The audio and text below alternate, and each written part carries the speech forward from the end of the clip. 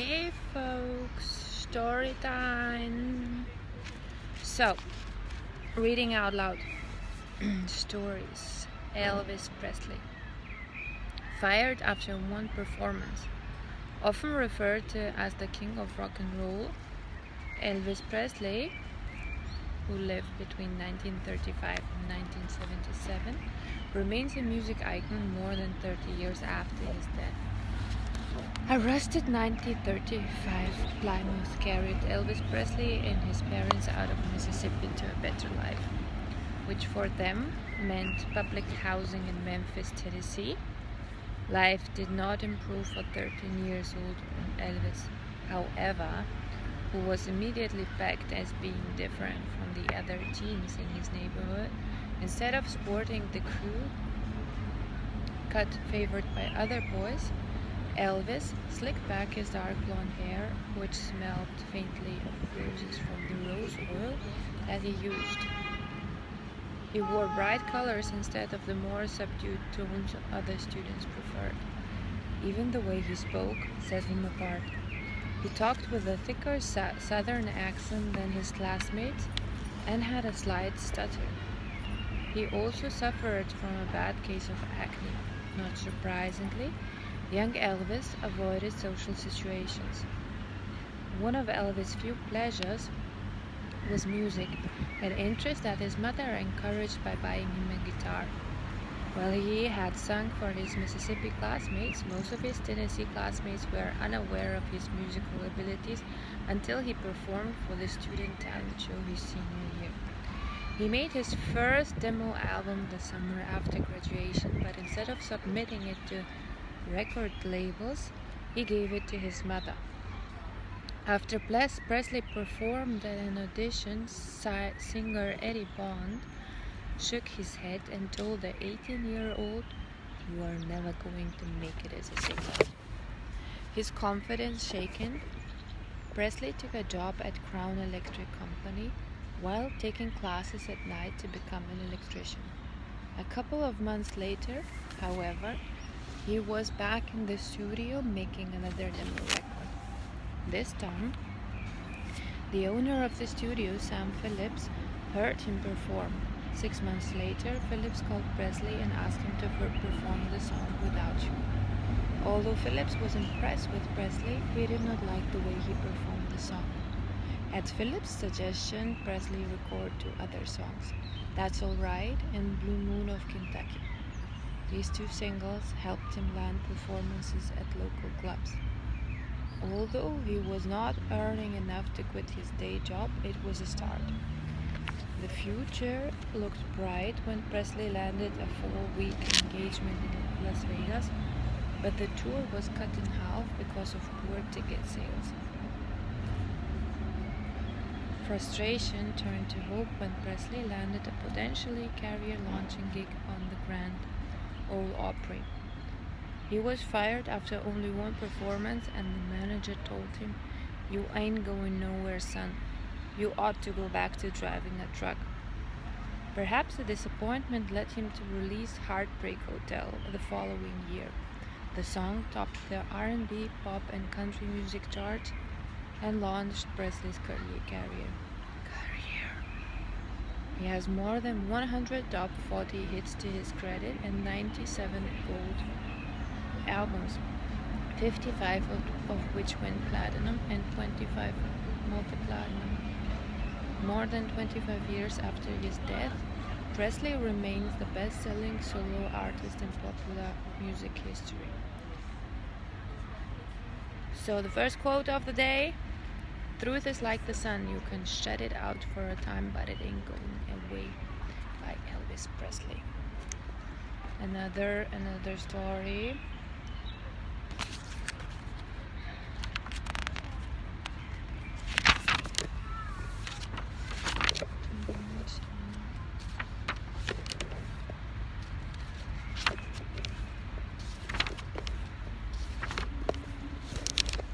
Christina Aguilera, Star Search reject. Pop singer Christina Aguilera, born 1980, has released 3 albums. which have sold more than 30 million copies worldwide and earned her 5 Grammy Awards and 16 Grammy nominations. With a head full of dark blonde curls and an awe-inspiring voice, 8-year-old Christina Aguilera hoped to wow the judges of Star Search by performing The Greatest Love of All.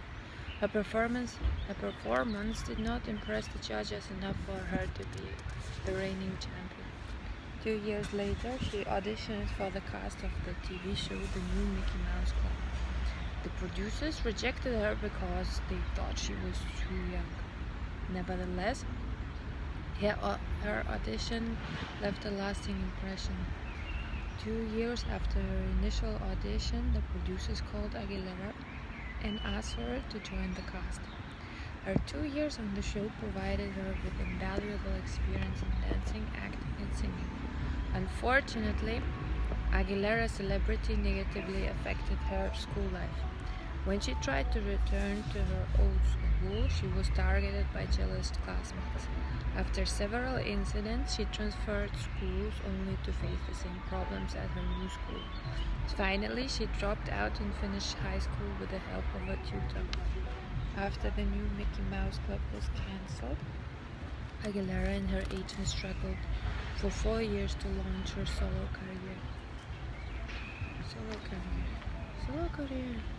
Finally, through her old Disney ties, she landed a contract to sing the pop version of Reflections from Disney film Mulan, which eventually led to a recording contract with RCA Records. In 1998, Aguilera's debut album was released, and the first single, Genie in the Bottle, quickly topped the charts and sold more than 8 million copies. Aguilera also won a Grammy for Best New Artist in 1999, beating out her former Mickey Mouse co-star, Britney Spears. The second quote of the day. What is it in us that makes us feel the need to keep pretending? We gotta let ourselves be. By Christina Aguilera. Third story. Muhammad Ali. No one thought he would win. Born Cassius Marcellus Clay Jr., Muhammad Ali, born 1942, is a boxer who won an Olympic light heavyweight gold medal and became world heavyweight champion 3 times. After a neighborhood punk knocked him down and stole his bicycle, Cassius Clay decided he was not going to let anyone push him around again. So he learned how to box. Less than 6 years later, the 18-year-old earned an Olympic gold medal in boxing in the light heavyweight category. After bulking up and switching weight divisions, he made boxing his career. In his first 4 years of fighting, Clay amassed a 19-0 record, which included 15 knockouts.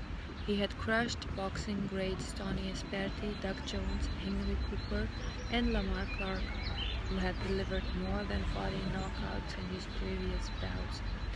Clay also trounced Archie Moore, a boxing legend who had previously been one of the young boxer's trainers. Clay's record was good enough to make him the top contender for the World Heavyweight Boxing Championship title. But no one thought he would win, especially the current title holder, Sonny Liston. Even legendary sports commentator and Las Vegas oddsmaker Jimmy the Greek Snyder, renowned for his ability to pick the winners, thought Liston would be the inevitable winner and gave him the odds on favorite at 7-1. Yet on February 25, 1964, Clay proved the skeptics wrong with his defeat of Liston after the title holder refused to leave his corner for the 7th round.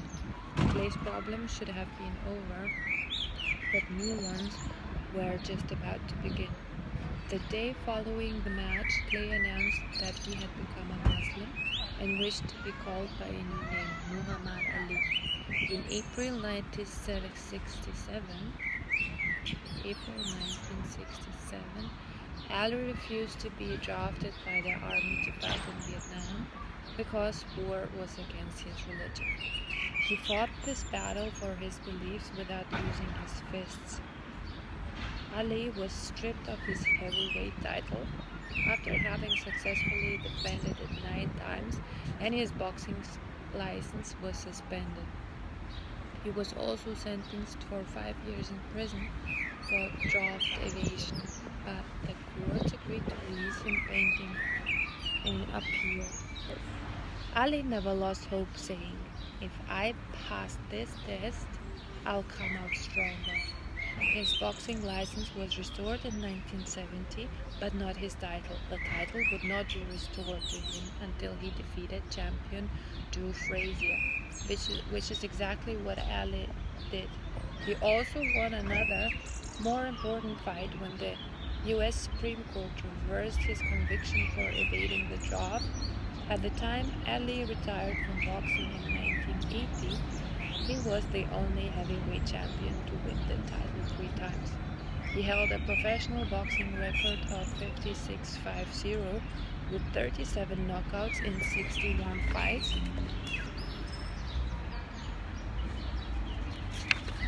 and 19 successful title defenses. In 1999, Ali was named Sportsman of the Century by Sports Illustrated. 6 years later, he received the Presidential Medal of Freedom and the prestigious Otto Hahn Peace Medal in Gold from the United Nations Association of Germany for his work with the U.S. Civil Rights Movement and the United Nations. Third quote of the day: "I never thought of losing, but now that it's happened, the only thing is to do it right. That's my obligation to all the people who believe in me. We all have to take defeats in life." By Muhammad Ali. Fourth story. Woody Allen. Woody Allen was recommended to seek psychiatric counseling. Actor, director, comedian, and writer Woody Allen, born in 1935, has been nominated 21 times for his work. He has won 3 Academy Awards.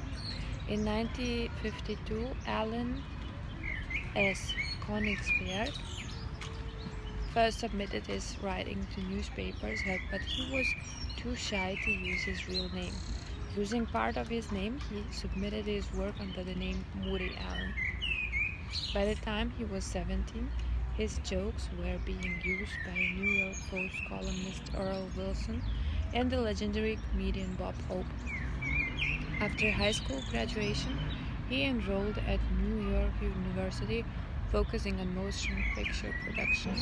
One of his professors told Allen that if he ever wanted to work, he would need to get psychiatric counseling first. Allen received a D at the end of his first semester and was eventually expelled for his failing grades. He had similar lack of success at City College. By that point, Allen knew he had the ability to become a comedy writer and decided he did not need college. He had already sold more than 20,000 of his jokes. Allen began performing in Greenwich Village cafes and then at local nightclubs and on a couple of talk shows.